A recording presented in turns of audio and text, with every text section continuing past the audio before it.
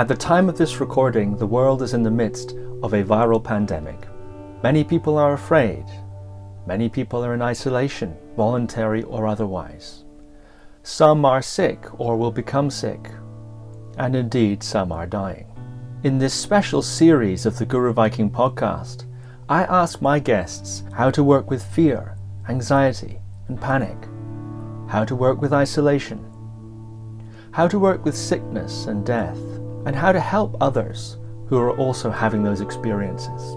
Neither I nor my guests are medical professionals, and this podcast is not medical advice. Fear, sickness, and death are perennial human experiences, and it's my hope that these episodes will be of use not only to those who are being affected now by this situation, but also of use to others beyond it. So Michaela, thank you very much for joining me on this special edition of the Guru Viking Podcast. Hello. At the moment, a lot of people are frightened, feeling anxiety, or maybe even panic. What would you say to someone who came to you and said, Michaela, I'm frightened, I'm struggling with anxiety, or indeed I'm panicking? Well, I think the first thing to say about that is that there's nothing wrong with being frightened or panicked or having fear. There is a good evolutionary reason to have fear or panic or being frightened. That's what's kept us safe for the entire evolution of humanity. So I don't think it's it's a matter of trying to avoid that or just, I see all these posts at the moment of people going, well, just raise your vibration or things like that.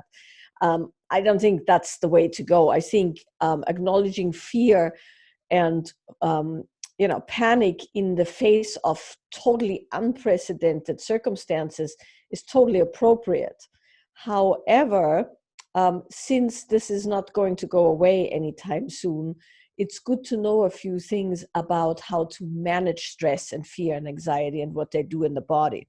The thing to know is that fight or flight is an absolutely essential survival mechanism. And it's really good when there's something acute going on. So for instance, in the olden days it's pretty clear cut.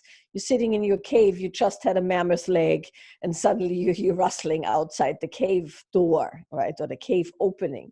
And your entire body will kind of go into alertness. And then when some big saber-toothed tiger, cat, or something else shows up at your cave doorstep, your entire body goes into fight or flight. And what that looks like, physiologically speaking, is you're going to get very fast breaths, very fast heartbeat.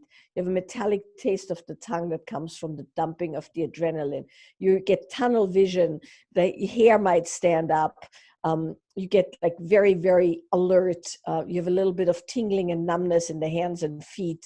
And all of that's there so that a lot of very oxygenated blood gets pumped into your body so you can either fight as hard as you can or run as fast as you can. So that's the basic survival instinct that all human beings have built in the body. Important thing to know about that is that that survival instinct is useful when you can do something with it, but not useful when that happens in coronavirus news. It's the exact same feeling. It's just not a threat that's right in front of you, but the body responds exactly like it does when there is an imminent physical threat.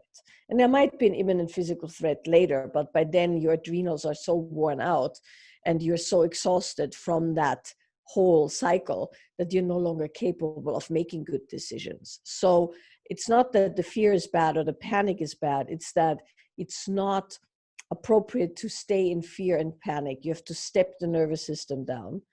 The stress is not the bad thing. It's the not recovering from the stress. And you have to also know when to expose yourself to it and when not. So you're not producing chronic fight or flight. Or the other thing that I haven't even talked about yet is freeze, where you go kind of in a shock freeze state and you kind of power down and you stay in this kind of numb, semi-alert state that also makes it that you can make proper decisions.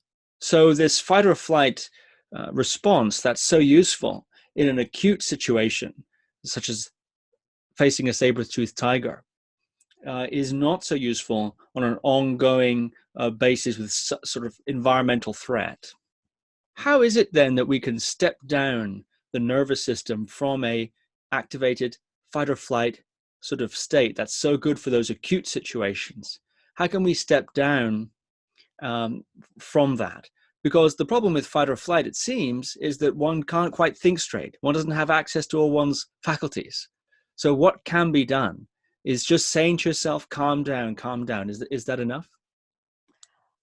No, that's not enough. If that would be enough, no one would ever be panicked or have a panic attack. So the important thing to know, of course, is that fight or flight, like you said so rightly, is a state in which reason is overridden for the sake of fighting or running, right? And you can't have the lag of reason when you really have to fight or run.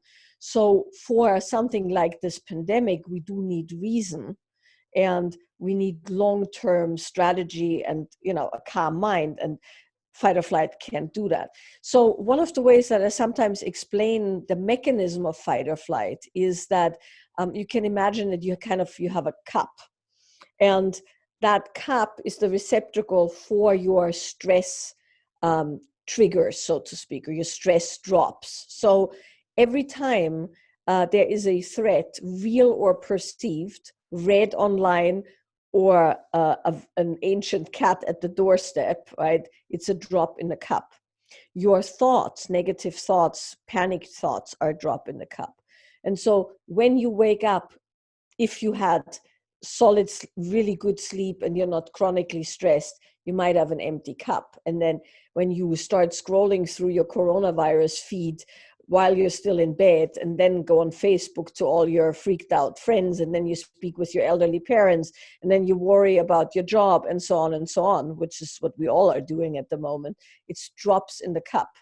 Once you get to about 50%, your body will create stress responses, faster pulse, faster breathing, tension in the body. Once you go to 75, you're in panic mode. And when it overflows, you have what is now deemed a panic attack, which is a full fight or flight moment. So there's two strategies, not only with this particular situation, but in general.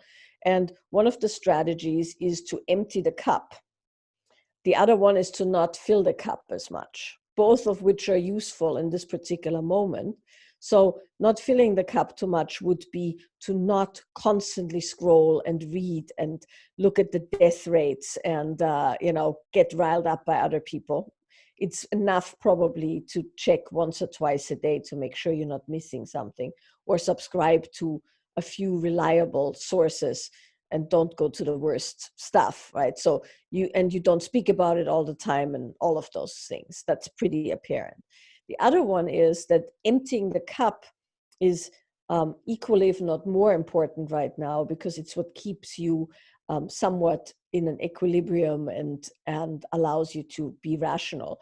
And so the things that empty the cup are proper sleep, proper nutrition, proper hydration, exercise, particularly movement that is allowing the body to access its own kind of self-cleansing trauma release process, like, for instance, nonlinear movement, or just shaking out the body, or even gentle hikes or walks. So interestingly enough, and this is what's going to come in handy for people stuck at home, are things like hobbies. And hobbies, I mean things that are like arts and crafts, puzzles, games, projects, coloring, music, movement, all those things that give you both a kind of a sense of creativity and enjoyment and beauty, and music particularly is a wonderful one, but that also kind of empties the cup. So that's a good strategy to not get stuck. Now, I just want to say one thing about freeze, because some people tend to freeze versus fight, which is a certain kind of an aggression, or flight where you just want to curl up in bed and, put the covers over and make it all go away. There's also freeze where you actually feel fine. And the reason you feel fine is because you're numb to what's actually happening. And you can always tell from the outside if somebody's in freeze because they're a little bit delayed. and they're blinking a little bit too little, or they're a little bit too still, or they're so calm in a situation that actually isn't that calm. And so when that happens, if you see this in someone else, the best thing to do is make sure that they move. Physical contact, if you are not social distancing, meaning if you're at home with somebody and this is your intimate partner, you can hug them, you can move with them, you can hold them. That's in general, I think, a very good idea between people who are not infecting each other with things, is to have a certain amount of physical contact and make sure that the body is well taken care of. Yeah, so something like regular movement or hobbies is going to help maintain, or it will is going to help drain that cup, and help one's resilience against the stresses that are all around. And even if one doesn't feel like one's in a fight or flight response, it will improve one's resilience to the stress factors in the environment and in the situation. And one may discover when one starts to move that what one thought was calmness ends up being a certain sort of frozenness. That's very interesting. Could you talk a little bit about the nonlinear movement method and perhaps give people a sense of how they might apply that in a situation like this? Yeah, so nonlinear movement is something that I've created and that you have supported, of course, right? We teach it together, and it's been really developed over the last few years as a specific modality that allows people to work through undefined or defined trauma, bring the body into flow, bring the mind into flow, opens the body to more sensitivity, and with that, of course, greater pleasure, but also greater intuition. And it's just an all-around good tool of somatic engagement with the body, and it's super easy to do. So nonlinear movement is something that I've developed over the last 30-something years, and it started with my personal practice when I was both training in psychology and also working with my teacher in the realms of kind of the inner yogas and embodiment.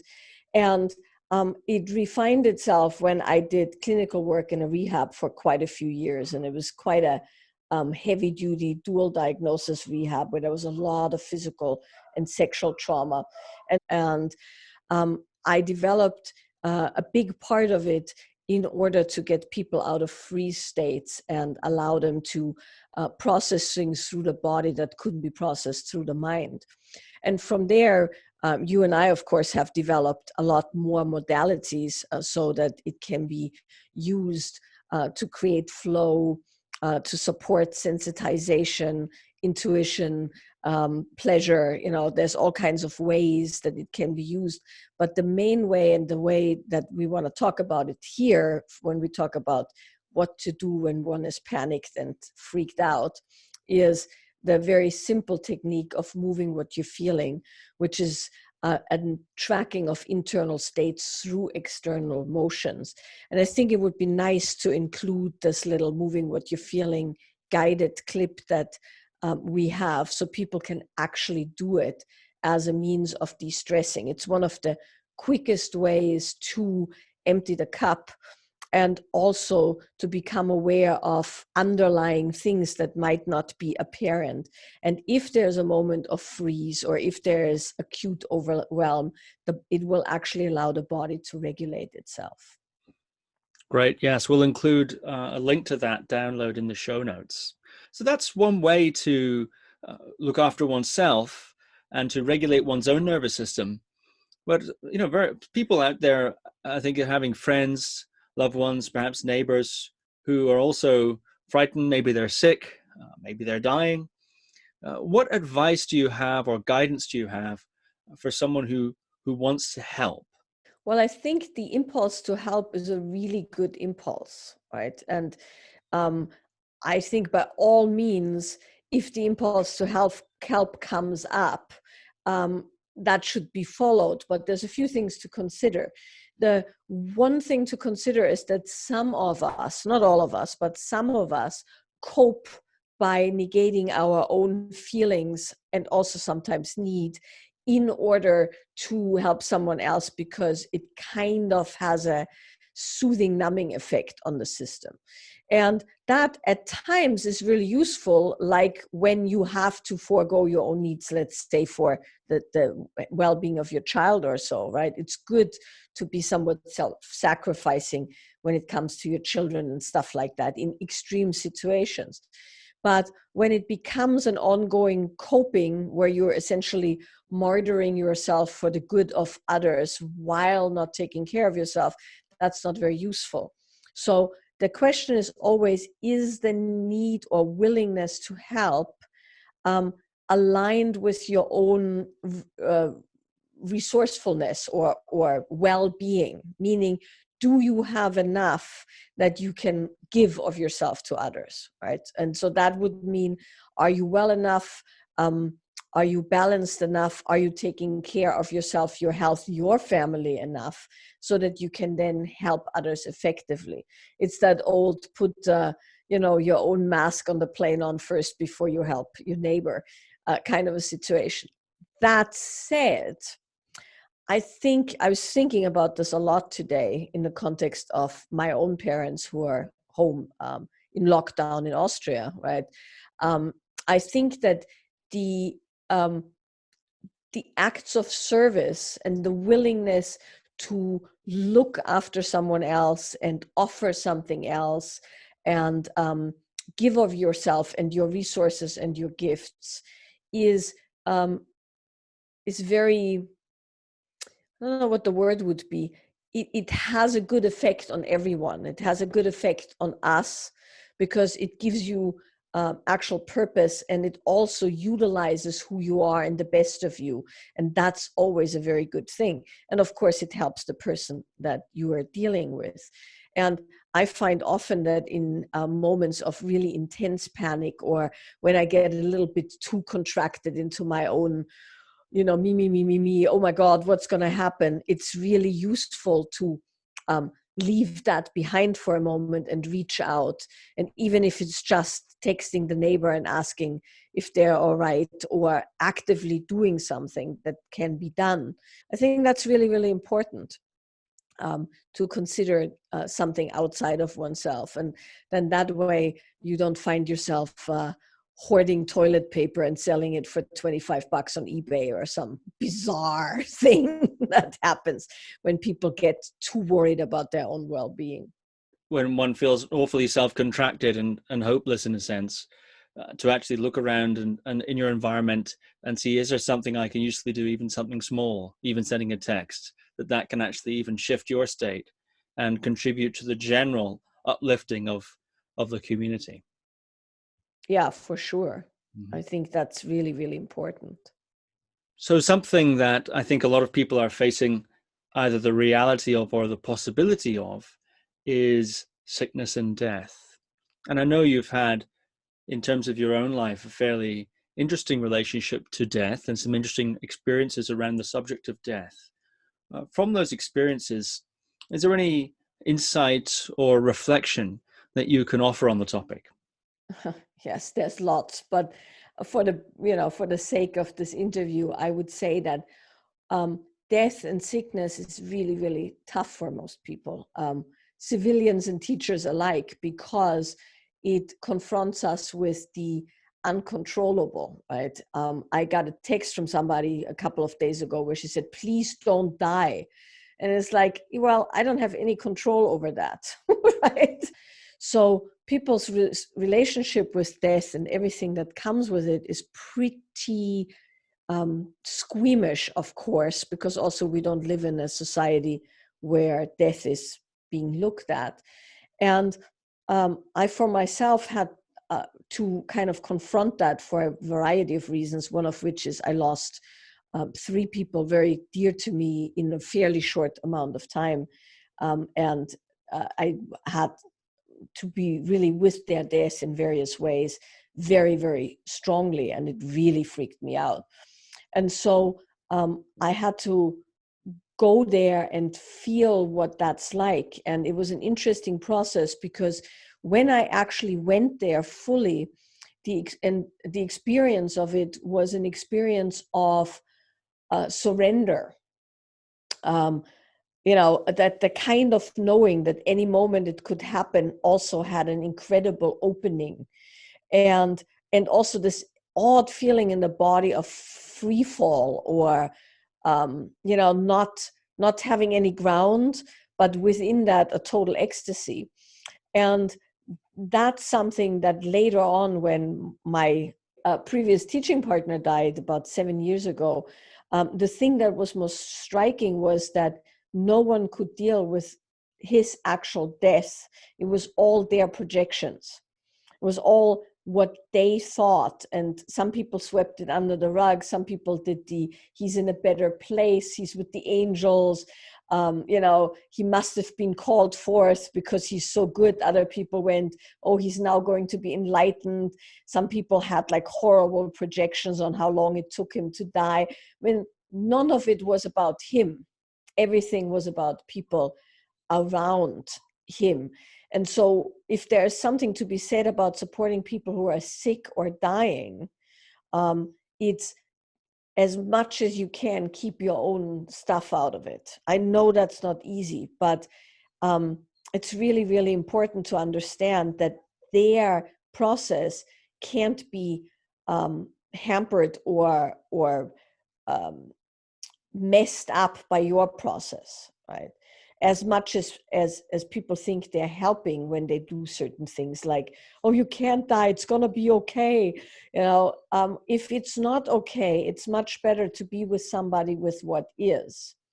And if you can't do that, it is better not to be around, because the worst thing you can do to somebody who's very sick or in fact dying is that they have to take care of you instead of being with their own process. And that happens a lot. And my last question is that many people are finding themselves limiting their social contact, or indeed going into isolation, whether that's voluntary or otherwise. What advice do you have for somebody who finds themselves in a period of extended seclusion? Well, it depends on who you are, of course, meaning some people really, really enjoy that. And for some people, it's the worst thing ever. And so I think there's different advice for different people. If you are someone who really enjoys seclusion, I would say make the best of it, right? Meaning use the time creatively, use the time to do extra practice, whatever your practice is, or read some books, or do some hobbies, or focus on the things that usually can't be done. Most people have a long list of things that they would do if they actually suddenly were locked up somewhere for a couple of months with nowhere to go, right? It's kind of almost a fantasy for some people. For other people, not being social and not being constantly connected is very, very distressing. And so if you're that kind of a person, the advice would be to prioritize connection with humans over mindlessly scrolling through your social media day and night. Meaning reaching out to a friend and talking on the phone. And nowadays, of course, we have Skype, we have FaceTime, we have Zoom. So you can actually see someone. No, you can touch them. And you might not want to touch them anyway, but you can connect and you can have meaningful conversations and meaningful connection other ways, because there is time. A lot of people have suddenly a lot more time than they've had. And so the kind of conversations that can only be had usually when you make special time in a special place with a special person could actually be done. And reaching out is, I think, a very important thing. And this is particularly true if you have relatives or friends who are older, who live alone, who are isolated and not used to that. Doing a daily outreach and sending texts, but mostly I think face-to-face call time can be really good. And if you look at it as an opportunity to deepen personal connection versus escaping in the horrible world of Facebook feeds and fear mongering, then it can be used for something. And then, of course, if you tend to have a creative backlog, now is a good time. So one of the things that I think can happen when people find themselves in periods of extended seclusion, once again, whether it's voluntary or otherwise, is the day can begin to, in a certain sense, lose some of its tone. It can become quite flat. Sometimes the emotions can become quite depressive in nature. It's difficult to get up and get going. One finds oneself up into the wee hours of the night, difficult to sleep, things like that. And there's just sort of this lost sense, sort of drowning sense. Do you have any thoughts for how to prevent that sort of thing from taking hold, or if one finds it's taken hold, to remedy it? Well, so having decided myself that I was going to isolate for a number of reasons, one of which I think it's the right thing to do, and also I am for once home and not having to travel. The first thing I did is I made a plan for the entire next 2 weeks, and what I did was I gave myself a few days of just rest, and just allowed myself to kind of slow down, which doesn't happen that often, and get to the point where I was actively starting to get bored. I personally think that's always a really good idea if you can kind of get to the place where you don't do the constant computer input and everything till you reach a moment of almost boredom, and then start putting the things in that you want to do. So I made an entire list of the things that I want to do each day. And they still include, of course, work. We're still working, right? But I have it all written out, all the things I'd like to do, the practices, the movement, the being out with the animals, going into nature, hobbies, stress relief, meditation, creative projects. So I have lists, and within that, then I make sure that I pick. And one of the things that I find very useful, not only in a situation like right now, is I kind of batch, meaning I do one thing for a while, and then I do another thing for a while, and then another thing. And that's what I'm doing at the moment, right? It's like I'm doing a certain amount of work, then I'll have lunch, but while I'm having lunch, I'm not working. Then I'll go out and walk with the animals and dogs and things like that. Then I go back to work. So I do like these little bits and pieces of time, concentrated time spent. And then by the end of the day, I do things that kind of step down the system or that creatively are enjoyable. So I think as far as how do you do it if you're not necessarily a self-starter, I think you should have each day have a few things that you really, really enjoy, that feel like a treat, right? And I also don't think there's anything wrong if you can do it timing-wise to read an entire book or two, or even, binge watch an entire series of Vikings or something like that.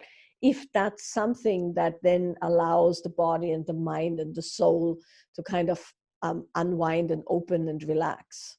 And finally, do you have any closing comments on the topic before we wrap up this particular episode of the Guru Viking Podcast? I've been thinking a lot about, that particular situation, and the closing comments here are, it could get way worse. And that's a horrible thing to say as a closing comment. But what I mean by that is this is an odd moment in time. And I think enjoying every moment, every second of that time, however strange it is, I think is really, really important, because it can definitely get worse. It could also get a lot better, but we don't know that. But when we look at having this time, there is really no time to waste, right? And so within that, I think it's really important to not get too stuck in the panic and in the future horrors, and be with whatever is happening, knowing that it doesn't necessarily have to get better, but also knowing that it could. And so this particular moment is really all there is, and it's always been like that, but I think it's very, very apparent now. Michaela Boehm, thank you very much. Thank you. Thank you, Lily. How good is she? And so photogenic. Yes, she's so good.